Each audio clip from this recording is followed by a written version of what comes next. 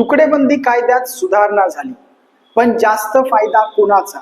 शेतकऱ्यांचा की शहरातील लोकांचा? शहरातील लोकांना वाटतं की आता छोटा प्लॉट इझिली मिळणार आणि शेतकऱ्यांना वाटतं की आता शेतजमिनीचे छोट्या तुकड्यामध्ये विक्री ही सोपी होणार। हे सांगण्याचं कारण असं की माझ्याकडे आलेले दोन व्यक्ती, एक शेतकरी ज्याला छोटा तुकडा विकायचा होता आणि एक बायर ज्याला स्वस्त प्लॉट घ्यायचा होता।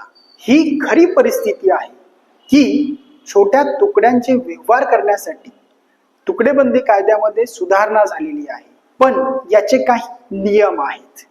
यामध्ये प्लॅन मंजुरी, तसेच रोड ॲसेस, टायटल क्लिअरन्स, त्या जमिनीचा झोन, हे नियम आजही लागू आहेत। म्हणूनच शहरातील लोकांनी तुकडेबंदी कायदा रद्द झाला त्यामुळे सगळे प्लॉट्स लीगल झालेत असा जर समज ठेवून व्यवहार केला तर त्यांचं खूप मोठं नुकसान होणार। त्यामुळेच प्लॉट खरेदी आधी संपूर्ण कागदपत्रे तपासून घ्या, योग्य तो कायदेशीर सल्ला घेऊन निर्णय घ्या आणि हा व्हिडिओ जितक्या ग्रुप्समध्ये पाठवता येईल सर्वांना पाठवा आणि अशाच कायदेशीर टिप्स मिळवत राहण्यासाठी चॅनलला फॉलो करायला विसरू नका।